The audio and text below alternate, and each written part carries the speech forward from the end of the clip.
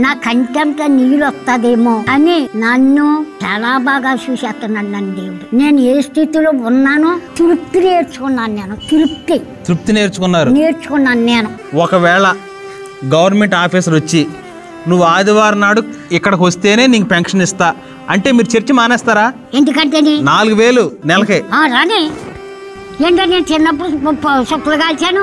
జ్ఞాపకం ఎరిగి ఆదివారం ఎప్పుడన్నా చర్చి మానేశారా? ఇప్పుడు కోరుకొని నడిచి వెళ్ళేవాళ్ళ. ఇప్పుడు తాతయ్య గారు చనిపోయిన తర్వాత మీరు ఒంటరిగా ఉన్నారు కదా, పిల్లలు ఉంటే బాగుండు నాకు తోడుగా ఉండేవారు అనిపించిందా ఎప్పుడన్నా? నరుడు ఆత్మ దేవుడు ఎట్టిన దీపం. అక్కడ ఎలాగంటే నేను ఇక్కడ వచ్చాను 1 గంటకి వెళ్తాను, 5 అయ్యకొస్తాను. ఇంతసేపు సువార్త చేస్తూనే ఉంటారా? బాబు నీకు పుణ్యం, నాకు వద్దు బాబా, నాకు వద్దు బాబు, నేను ఇచ్చేసుకున్నాను ఆయనకి.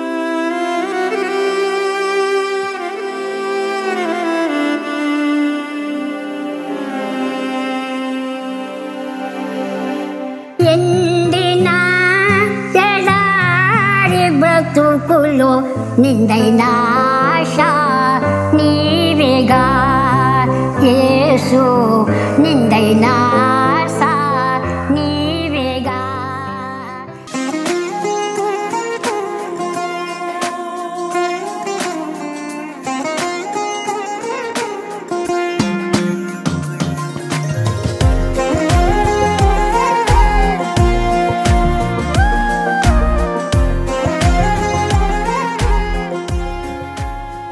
ప్రభువైన యేసుక్రీస్తు నామమునకు మహిమ ఘనత ప్రభావం కలుగును గాక. మరొకసారి మార్తమ్మ గారిని చూడటానికి వచ్చానండి. దేవుడు కృప చూపించారు.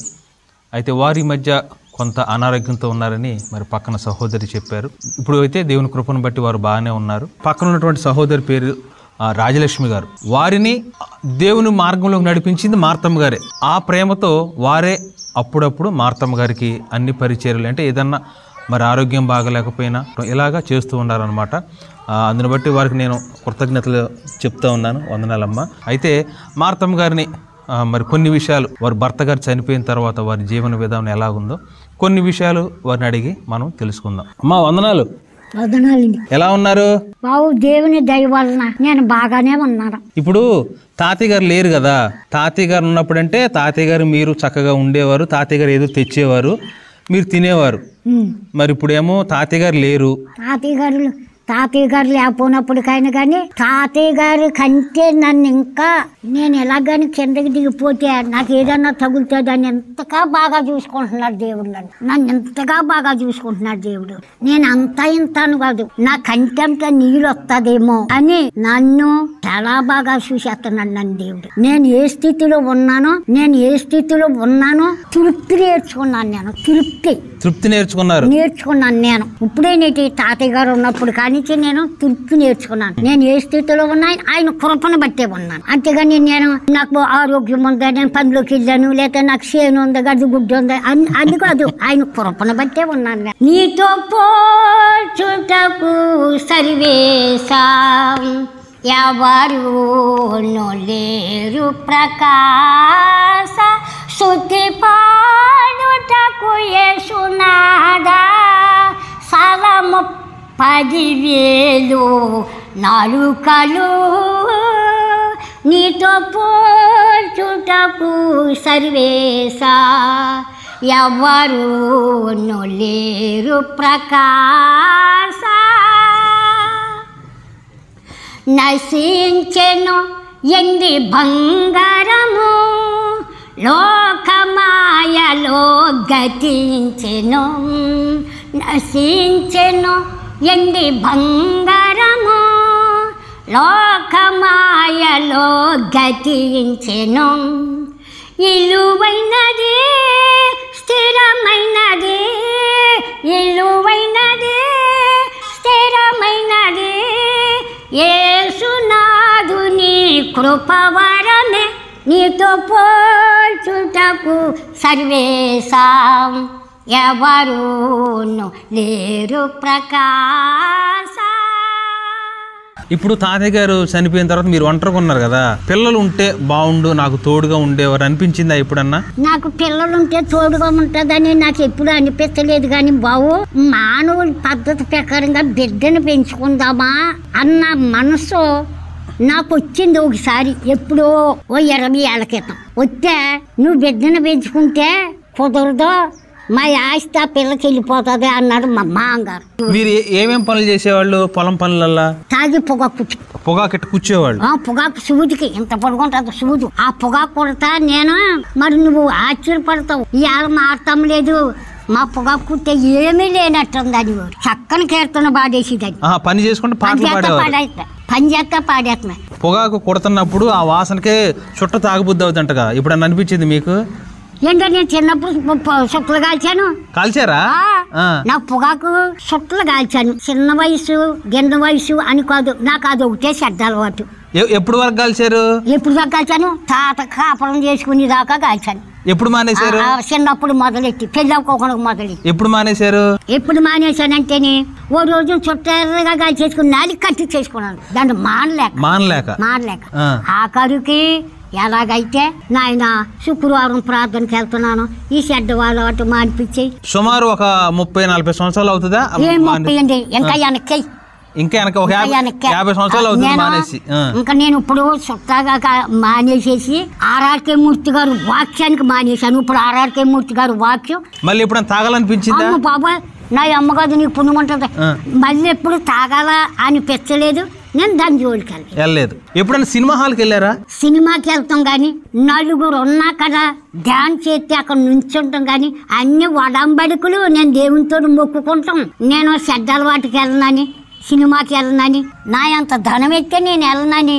ఓ రోజు నా పెంచుకోసి పాస్టమ్ గారు అందే, అమ్మ లోకంలో సినిమాలు కాదు కదా నిన్ను చూడమంటట. ఓయ్ బాబో కరుణామళ్ళు అన్నం మూట కట్టుకుని మరి వచ్చేస్తున్నారు రాజమండ్రి, చూడటానికి వెళ్ళాలి మారుతామని. అప్పుడు మొదలెట్టాను, నాయన కరుణామళ్ళి సినిమా అన్నం మూట కట్టుకుని వస్తున్నారట అక్కడికి, నేను చూస్తానని.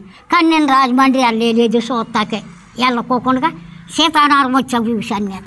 ఆ సినిమా కానీ లోకం నాటికి కానీ గీటికి కానీ చూడను. మరి నేను టీవీ కాడికి వెళ్ళకోకుండాను ఇంత నిర్ణయానికి ఎందుకు వచ్చానంటే, మధువు ఏనా చూసి వచ్చారు కోరుకుంటా. వాళ్ళు అన్నా చెల్లిలో చెడ్డ అలవాట్లు మానేయండమ్మా, టీవీ కూడా మీకు అనవసరమే, మీకు మిమ్మల్ని చూడొద్దని అంటలేదు అని అక్కడ 3 రోజులు రాత్రులు పొగులు. ఇక్కడ తాతయ్యకి ఇప్పుడు సోడ బియ్యం వండేసి ఇప్పుడు కోరుకొని నడిచి వెళ్ళేదాన్ని. నడిచి 10 కిలోమీటర్లు మళ్ళీ వచ్చేటప్పుడు సంవత్సరాలు అందరం మేము ఇంటికి వచ్చేటప్పుడు 2 అయ్యి అడుగు ఈ పిల్లలు అందరం. మరి మధు వీణ గారిది ఒక పాట ఉంది, పాడతారా?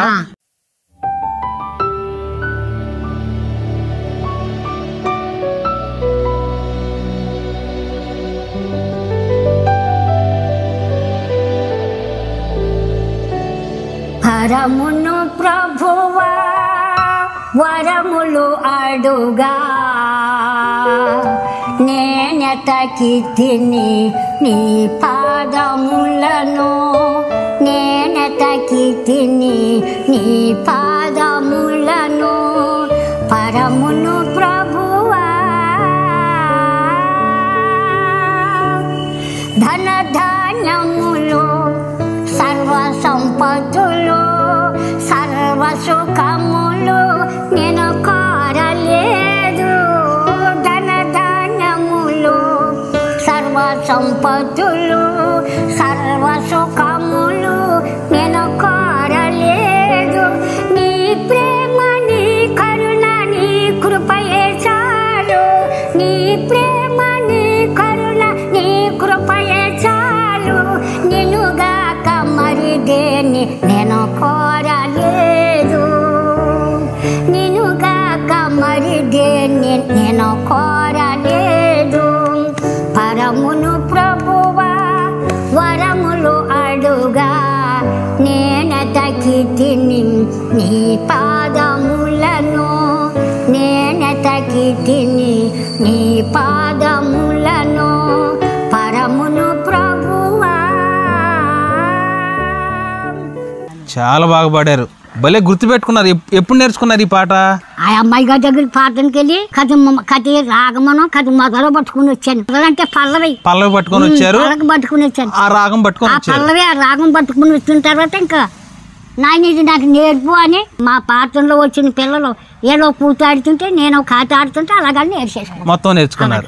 ఇది వచ్చా ఇశ్రాయేలు దేవుడు ఇశ్రాయేలీయుల దేవుండే ఎంతో స్తుతి నొందునుగా అది కూడా కంటది కదా. నా నోటం క్రొత్త పాట నా యేసు ఇచ్చెను, నా నోటం క్రొత్త పాట నా యేసు ఇచ్చెను. ఆనందించేదాను ఆయనే నన్ను పాడేదాను జీవితకాలమంతా. ఆనందించేదాను ఆయనే నన్ను పాడేదాను జీవితకాలమంతా. నా నోటం క్రొత్త పాట నా యేసు ఇచ్చెను. పాప బురద నుండి నన్ను లేవనెత్తెను, జీవ మార్గములో యేసు నిలవబెట్టెను. పాప బురద నుండి నన్ను లేవనెత్తెను, జీవ మార్గములో యేసు నిలవబెట్టెను. ఆనందించేదాను ఆయనే నేను పాడేదాను జీవితకాలమంతా. హల్లెలూయా. ఆనందించేదాను ఆయనే నేను పాడేదాను జీవితకాలమంతా. నా నోటం క్రొత్త పాట నా యేసు ఇచ్చెను. అమ్మా అబ్బగారు మీరు మధ్యాహ్నం సువార్త చేయడానికి వెళ్తారంట కదా? శుక్రవారం నాడు వెళ్తారు. ప్రతి శుక్రవారం వెళ్తారు. శుక్రవారం వెళ్తారు. 1 గంటకి వెళ్తారు. 5 అయ్యకు వస్తారు. ఇంతసేపు సువార్త చేస్తూనే ఉంటారా? వాళ్ళు ఇసుక్కోరా? వద్దు మా ఇంటికి రావద్దు. మా ఊళ్ళోను పాస్టర్ గారు వాళ్ళు ఉన్నారు, మా ఊళ్ళోను పార్ట్నెట్టిన వాళ్ళు ఉన్నారు. ఆశ్చర్యపడతావు. ఒక్క శుక్రవారం నాడు కానీ వెళ్ళకపోతే అమ్మ మా తమ్మని పేడం బాగోలేదు రాలేదు అని అడిగేస్తారు. మీరు రాకపోతే అడిగేస్తారు. అప్పుడు నేనంటాను అమ్మ వస్తం వచ్చాను, మరి ఓ ఈదికి వెళ్ళాను రా, అక్కడ ఆలస్యమైపోయింది మీ ఈదికి రాలేకపోయాను అని అంటారు. ప్రతి శుక్రవారం నాడు డైలీ 4 కుటుంబాలకు ప్రార్థన చేస్తాను. ఏ కుటుంబం కాడ ప్రార్థనకి వెళ్ళినా ఓ పాట పాడుతాము, ప్రార్థన చేస్తాం. బైబిల్ గట్ట చదువుతాం. నాకు చదువుకుందా? రాకపోయినా కొన్ని వాక్యాలు చెప్తారా? ఆ వాక్యం చెప్తాను. ఎలా చెప్తాను? అమ్మ ఈ వేళ నేను రేడియోలోను ఈ చిన్న వాక్యం విన్నాను రా, ఈ వేళ లేకపోతే గుళ్ళో ఈ వాక్యం విన్నాను రా, అది అందులోది అధ్యాయాలు గట్ట నీకు చెప్పలేను కానీ కథపూర్వకంగా చెప్తాను కూర్చుంటాను అని చెప్పేస్తారు. కథపూర్వకంగా చెప్తానంటాను, చెప్పేస్తాను కూడా. చెప్పేసి ప్రార్థన చేసేస్తాను. మరి ఇలా సువార్త చేస్తున్నారు కదా, ఎవరన్నా మారారా మీరు చెప్తున్నప్పుడు? ఒక ఆవిడ అలమండ సీతయ్యమ్మ గారు వాళ్ళ పెద్ద కోడు మారుతమ్మా, నువ్వు ఇది ఎలాగా అది అలాగని పాస్టర్ గారి కంటే ముందు వచ్చావు. ఓ మాట చెప్పావు. నువ్వు చెప్పిన ప్రతి మాట కూడా అప్పుడైతే నాకు దేవుడికి తెలవక, ఇప్పుడైతే నువ్వు చెప్పిన మాట అంతా కూడా నాకు నేర్పావు మారుతమ్మా. ఇందులో ఇంత శక్తి ఉందని, ఇందులో ఇంత బలం ఉందని మారుతమ్మ. నువ్వు చెప్పిన పనులన్నీ కూడా నాకు ఒక్కొక్కటి చాలా నేర్చుకున్నాను మారుతమ్మ. నువ్వు మా పాస్టర్ గారి కంటే బాగా చెప్పావు నాకు. మరి ఇప్పుడు తాతయ్య గారు చనిపోయిన తర్వాత మీ బంధువులు వస్తున్నారు చూడటానికి? వస్తున్నారా? వస్తారు, మళ్ళీ వెళ్ళిపోతారు. వాళ్ళు వచ్చిన వాళ్ళు నన్ను రమ్మంటున్నారు. బాబు నీకు నమస్కారం. వాళ్ళు నన్ను వచ్చాయి, నీకు ఎవరున్నారు, ఇంటికి తాళం వేసుకుని వచ్చాయి 4 రోజులుండు, మళ్ళా వద్దు కానీ అంటున్నారు. మీ పాస్టర్ గారు నాకు మారుతమ్మ గారు కానుకిస్తారని చెప్పారు కదా, ఎక్కడి నుంచి తెచ్చిస్తారు కానుక? ఎక్కడి నుంచి తెచ్చిస్తారు? నా యేసయ్యేశ్వరుని నా గొప్ప దేవుడి నుంచి. మా తమ్మి ఇలాగందా అనుకున్నావు కాక, నేను నెలకి 50 రూపాయలు కరెంటు కట్టాలి గుళ్ళోది. మా ఇంటికాడ కట్టుకున్నది గొప్ప ఏం కాదు. నేను నెలకి 50 రూపాయలు కరెంటు కట్టాలి. గుడి బిల్లులో కట్టాలి మీరు? నేను అందరం తలకు 50 కడతాం. అంతేగాని పాస్టర్ గారు కట్టాలి కరెంటు ఖర్చు. నేను మీ తాత నీ చేతిలో ఉంటాయి అలాగని నాకు ప్రత్యేకంగాను ఒక 1000 రూపాయలు ఇచ్చేసాడు. నేను ఈ కానుకలకు ఉపయోగపడుతున్నా కానీ 10 రూపాయలు ఇటు కలరస్కాయ తాగలేదయ్యా. ఎందుకు 10 రూపాయలు ఇటు కలరస్కాయ దగ్గర నా కానుకలకు చాలవని.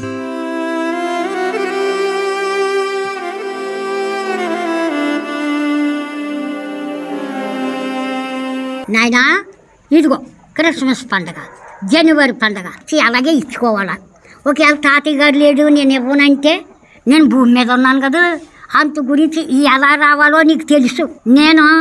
నేను తెచ్చుకున్నది 10 రూపాయల కాగితం అయినప్పటికైనా కానీ దాన్ని 50 రూపాయల కాగితం కింద ఆశీర్వాదించాను, దేవుణ్ణి అడుగుతాను. నా కన్నీరు చూడలేక, నా దుఃఖం చూడలేక నిజంగా మారుతున్నాడు ఆయన. ఈ నెల బిల్లు నేను ఇస్తా, కరెంట్ బిల్లు కట్టండి.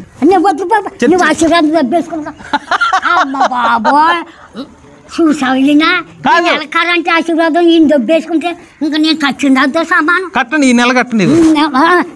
అమ్మ బాబు నీకు పుణ్యం, నాకు వద్దు బాబా, నాకు వద్దు బాబా, నేను ఇచ్చేసుకున్నాను ఆయనకి.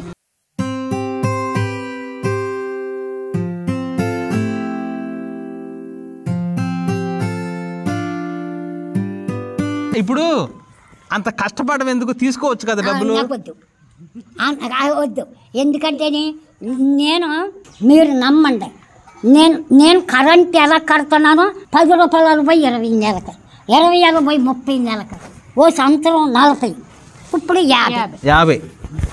నేను చచ్చేదాకా 50. ప్రతి నెల కడుతూనే ఉన్నారు. ప్రతి నెల కడుతున్నా. ఎప్పుడు లేకపోతే ఎట్లా చేతిలో? నా దగ్గర 50 రూపాయలు లేకపోతేనే నాకు లేవన్న సంగతి దేవునికి తెలిసింది. ఆ 50 రూపాయలు ఆయన ఎత్తాడు, ఎలా తెచ్చేస్తాడు అంత మటుకు నేను ధైర్యంగా చెప్తాను. మరి మా ఇంటికి వెళ్ళారండి, నేను ఏం చెప్తానో తెలుసా? ఎవరితోటి? దేవునితోటి. ఇవాళ నువ్వు నా దగ్గర ఉన్నావని, లేదా నువ్వు నాకు కనపడుతున్నావని అనుకున్నావు కాక నాయన, నేను ఎందుకు వచ్చిందాన్ని, నేను ఎంత చదువుకున్నానో లేకపోతే ఎంత తెలివైందాన్ని విజయవాడ నుంచి ఆ పిల్లవాడిని ఎందుకు తీసుకొచ్చావు ఇక్కడికి? నువ్వు తీసుకొచ్చావంటే ఎన్ని రోజుల నుంచో నువ్వు ప్లాన్ మీద ఉన్నావు, నీ ప్లాన్ నెరవేర్చుకుంటా కానీ తీసుకొచ్చావు. కానీ లేకపోతే ఆ అబ్బాయి గారు పల్లెటూరు రాడు, నేనే చదువుకున్నానా, నేను పెట్టుకొచ్చి పాటను కాడికి వెళ్తాను, నేను క్రీస్తు సంఘం పాటను కాడికి వెళ్తాను, నేను ఫెలోషిప్ పాటను కాడికి వెళ్తాను, నేను లోదర్ మేషన్ పాటను కాడికి వెళ్తాను. ఎవరి పాటను కాడికి వెళ్ళినప్పటికైనా కానీ నాకు అవకాశం ఇస్తారు కాబట్టి ఓ కీర్తన పాడి నేను గుమ్మం దిగిపోతాం తప్ప, ఓసారి మిమ్మల్ని కారు మీద తీసుకెళ్తాం ప్రార్థనకి మాకు అన్నారు. బాబాయ్ నువ్వు తీసుకెళ్తానంటే నీ వెనకాల వచ్చేయండి. నేను ఇంచుమించును వెళ్ళాలో వెళ్ళక్కర్లేదని ఏకొరసను 15 రోజులు అడుగుతాను దేవుణ్ణి అడుగుతారు, అంతేగాని పిలిచినమ్మట్లు వెళ్ళొచ్చు కదా. వెళ్తే చక్కగా వెళ్తే చక్కగా భోజనం పెడతారు, మరి అందరు గౌరవిస్తారు, శాలువా కప్పుతారు. నాకు గౌరవిస్తాం గౌరవిస్తాం కాదు, నేను ముందే చెప్పాను నీకు నేను ఏ స్థితిలో ఉన్నానో ఆయన కృపను బట్టే ఉన్నాను. నాకు ఇది చాలు. ఇప్పుడు కొంతమంది కార్లు తీసుకొచ్చి మీతో ప్రార్థన చేయించుకుంటున్నారు కదా, మీకు కొంచెం గర్వంగా ఉందా? మీకు అయ్యా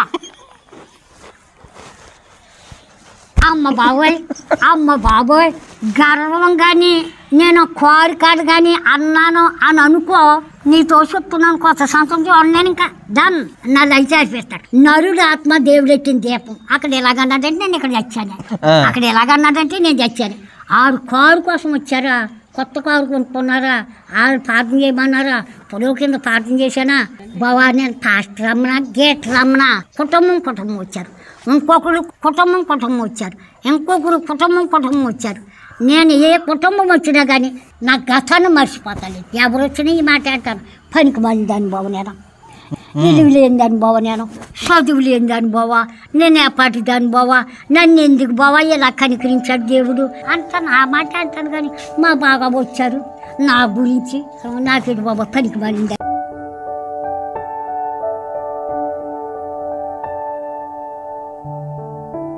అర్పింతును నా జీవితం చిరకాలము నీ కోసము, దాచుము నన్ను నీ బాహుములో ప్రభు యేసుకే.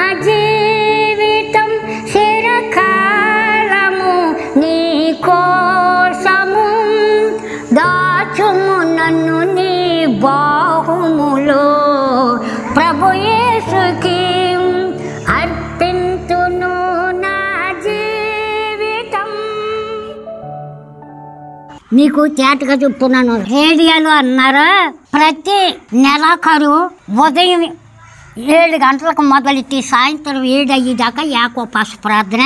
ఆ చర్చిలోను రేడియో వాక్యం చర్చిలోను, అది శ్రీకాకుళం ఆ చర్చు. అక్కడే ఆరాడికి ముత్తు గారి క్యాసెట్. పొద్దున్న 7 గంటలకు మొదలెట్టి సాయంత్రం 7 అయ్యేదాకాను 1500 జనం 2000 ఉంటారు. ఆ ప్రార్థనలో మీరు ఎవరైనా పాలు పప్పులు పంచుకుంటారా? ఎవరాలకు మాకు రాయింది అన్నాడు. నేను అంటానండి ఎదిక కూకుని ఎవరాలకి రాత్రికి నాకు చదువు ఉందా ఇది ఉందా? నేను ప్రతి నెలాఖరు రోజున ఉపవాసం ఉంటాను. ఇదిగో నువ్వు విన్నావు కాబట్టి నువ్వు లయం చేయన్నాను దేవుడిని. దేవుణ్ణి అదిగో ఆ నెలాఖరు ఉపవాసం ప్రార్థన నన్ను ఎంత కాడికి తీసుకొచ్చి ఈ నెలాఖరు ఉదయం మటుకుని సాయంత్రం దాకా ఉంటారు. ఆదివారం పూట మనోళ్ళు ఉదయాన్నే టిఫిను, మధ్యాహ్నం వచ్చినమ్మట్లోనే తినడానికి అన్నం కూర అన్నీ వండి కాస్త కూస్తో ఆలస్యంగా వెళ్తాం.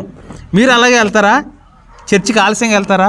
అమ్మ బాబోయ్, అయ్యి బాబోయ్, నీకు పుణ్యం ఉంటుంది బాబోయ్. అన్నం కూర వండేస్తాను, ఎక్కడ చక్క పెట్టేస్తాను, ఎక్కడ ఎట్టేసుకుని మేము ఆరాధనకి వెళ్ళిపోతాం. నేనే కాదు, నా సహోదరు కూడా. 1 గంట అయినా ఆకలి కొట్లాడడం ఇడిచిపెట్టేస్తే బాగుంది. పాతులు గారు వెళ్ళిపోయి కూడి తినేద్దాం మేము అలాగని. 2 అయినా కొట్లాడడం, 3 అయినా కొట్లాడడం. అక్కడే ఉంటారు. పైగాను ఇంక గుళ్ళకి వెళ్ళంటే లేగనండి. మంచినీళ్ళు కానీ మంచోడివా, ఎవరైనా ఇస్తానన్నా తాగను, మంచి ఎవరైనా ఇస్తానన్నా తాగను. మరి కొంతమంది సేవకులు గంటల తరబడి చెప్తారు కదా వాక్యం, 2 గంటలు 3 గంటలు. ఒకవేళ 2 గంటలు చెప్పారు అనుకోండి, వాక్యం 2 గంటలు చెప్తే మనసులో అనుకుంటారా ఇంక వదిలిపెడితే బాగుండని? ఇంకా మనసులో ఇడిచిపెట్టేస్తే బాగుండు అని అనుకుంటే ఇంకా నా శ్వాసం ఏమన్నదండి. ఇడిచిపెట్టేస్తే బాగుండు, ఇంటికి వెళ్ళిపోదును అని అనుకుంటే ఇంకా నా శ్వాసం ఈవేళ ఇలాగుంది నడిపింపు అంత గురించి ప్రార్థన అయ్యాకే వెళ్తాను నేను అని అంటారు. అంతే, నడిపింపు బాగోదు. ఆ నడిపింపు ఎవరు? దేవుడు. పాటలు కాదేటి. ఎప్పుడన్నా మీకు జ్ఞాపకం ఎరిగి ఆదివారం ఎప్పుడన్నా చర్చి మానేశారా? నేను ఆదివారం నాడు కనీసం మా కుటుంబాల్లోనూ నా రక్త సంబంధుల్లోనూ ఏదన్నా సమర్థ కానీ ఏదన్నా కార్యక్రమం వచ్చిందనుకో, లేకపోతే పాదురుగా దినమే వచ్చిందనుకో, ఆదివారం నాడు అమ్మ మీ వదిన గారు రక్షణ పొందుకుందే, ఆదివారం నాడు వచ్చింది దినమా ఆ బైబిల్ మిషన్ పాస్టర్ గారు అన్నారు. మా సొంత వదిన గారు కేసారారు. బాబా మీకు నమస్కారం, ఆ బైబిల్ మిషన్ పాస్టర్ గారు గట్ట కాదు, అది నాకు అక్కర్లేదు. ఆదివారం ఆరాధన ఉంటుంది, ఆదివారం ఏమో నడిపింపు బాగుంటుంది. బాబు దినం లేదు కదా, గుడ్డి లేదు బాబా, నేను చచ్చిపోయిన రోజు వెళ్ళాను కదా, నేను వెళ్ళను బాబా అలాగని గొమ్మ లేదని. ఇప్పుడు మీకు గవర్నమెంట్ ఇచ్చే పెన్షన్ రావట్లేదు. ఒకవేళ గవర్నమెంట్ ఆఫీసర్ వచ్చి నువ్వు ఆదివారం నాడు ఇక్కడికి వస్తేనే నీకు పెన్షన్ ఇస్తా అంటే మీరు చర్చి మానేస్తారా? చర్చి మానం, అది పెన్షన్ మానేస్తా. పెన్షనే మానేస్తారు, చర్చి మానం. గ్యారెంటీ ఎందుకంటే 4000 నెలకే రాని 4000 ఒక్క పూట మానేసి ఇటు వెళ్ళండి, పెన్షన్కి వెళ్ళండి. ఇప్పుడు ఎంతకనే సైతాన్ గారి జాయిగా నన్ను పెన్షన్ కాడకులు అవుతాడా? ఇంకా సైతాన్ గారి జాయిగా పెన్షన్ కాడకులు అయితే ఆ పెన్షన్ ఉంచుకున్న తర్వాత అది తినకోకుండా తెచ్చాను, ఆ పెన్షన్ ఉంచుకున్న తర్వాత అది తినకోకుండా తెచ్చాను. ఇస్తే ఇస్తాడా? ఏ బాపోతాడు. ఆదివారం గుడి మానం. అనారోగ్యం ఉన్నప్పుడు తాతయ్య గారు ఉన్నప్పుడు అనారోగ్యంగా ఉన్నప్పుడు ఒక ఆదివారం దొంగతనం చేశాను. నీరుడు ఇంక చెప్పలేను. 2 దుప్పట్లు వేసి కప్పెట్టినాని చలి చేరలేదు, అంత జ్వరం వచ్చేసింది. గుమ్మం దిగలేకపోతున్నాను. అవుటికి రాలేదనుకో ఇంకెక్కడే మంచం ఇక్కడే. నేను ఆ రోజుని దొంగతనం చేశాను, ఎందుకంటే నా అనారోగ్యం గురించి. దొంగతనం చేసి ఏమన్నా నేను నవ్వబోవా దేవుడితోటి, నాయనా నేను నీ ఆలయం కాడికి రాలేకపోయానయ్యా, అయ్యా నీ సన్నిధానం కాడికి రాలేకపోయానయ్యా, అయ్యా నేను ఎందుకు రాలేకపోయానో నీకు తెలుసు కదయ్యా, అయ్యా ఎందుకు రాలేకపోయానో నీకు తెలుసు కాబట్టి నేను నా కన్న తండ్రి నీకు వందనాలు ప్రభా. ఇదిగో ఈ ఆదివారం నాడు నేను రాలేనందుకు గాను నన్ను క్షమించు నాయన, నీ పాదాలు పట్టుకున్నాయన. నువ్వు నన్ను క్షమించకపోతే నేను బతకలేరు నాయన, ఇక్కడ నేను బతకలేరు నాయన.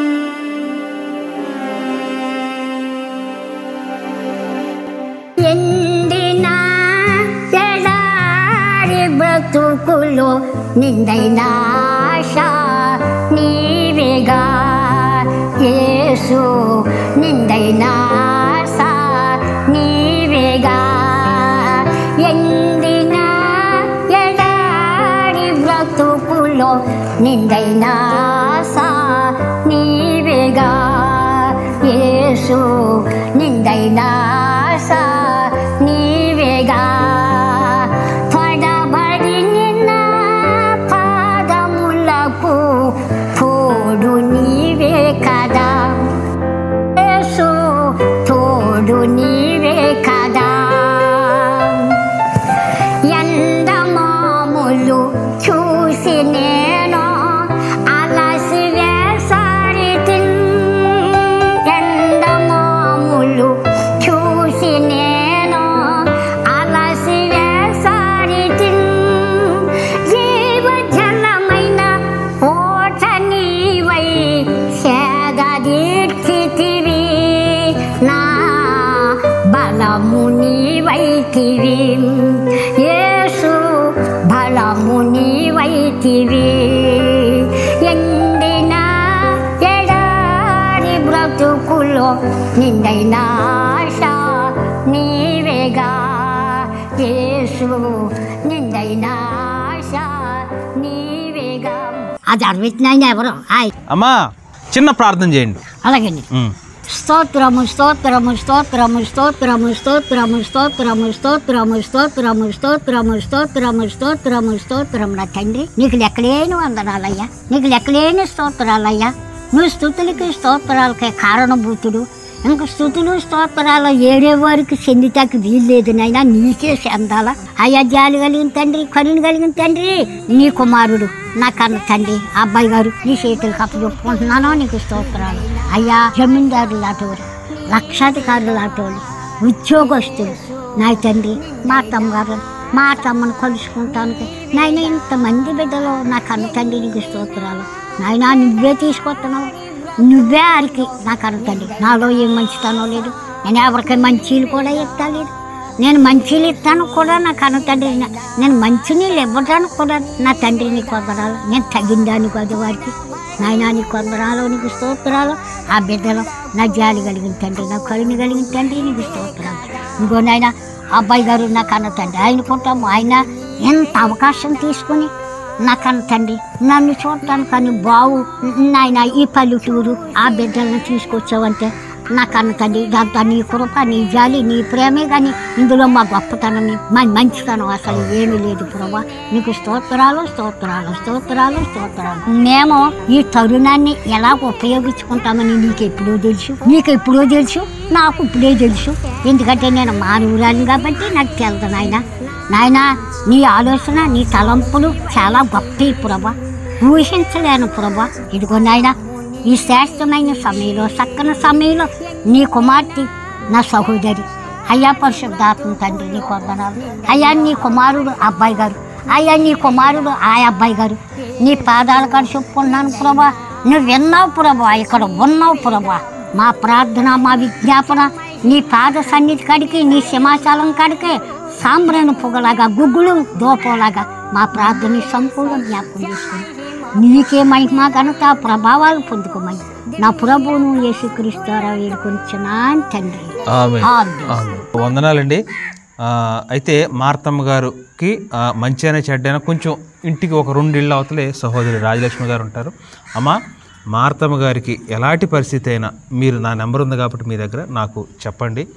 దేవుని చిత్తం అయితే ఏదైనా సరే ఏర్పాటు దేవుని కృపలో మనం చేద్దాము. ఇదండి విషయం. మీరు మార్తమ్మ గారి ఆరోగ్యం గురించి ప్రార్థన చేయండి. ఈ సహోదరి మార్తమ్మ గారికి ఇచ్చిన సహవాసాన్ని బట్టి నేను చాలా సంతోషిస్తున్నాను.